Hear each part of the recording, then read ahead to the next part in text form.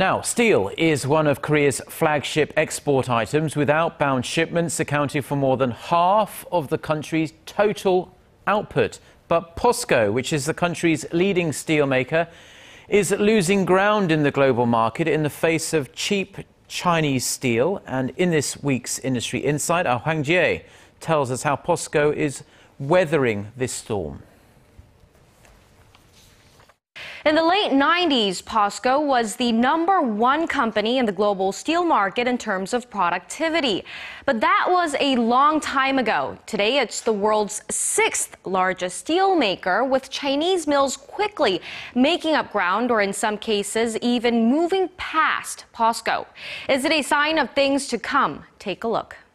China's steel exports are as strong now as they've ever been, hitting a record high in September.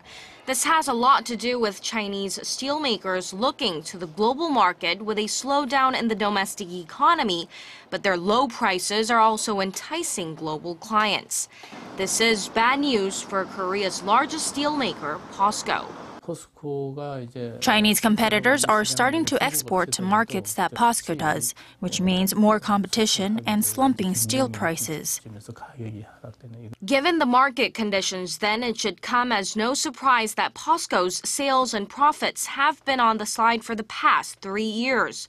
Adapting to the new landscape, Posco, which has nearly 50 affiliates, is offloading its non-steel units like department stores.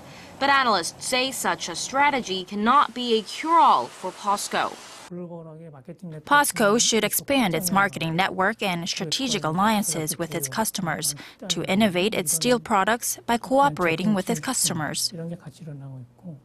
In fact, the Korean steelmaker is already doing that, calling its strategy solution marketing. Posco has pledged to contribute to the development of its customers by introducing products that cater specifically to their needs. For example, by teaming up with French automaker Renault, Posco developed high-strength but lightweight steel products for Renault's new hybrid car, leveling the playing field against cheap but lower quality steel from China.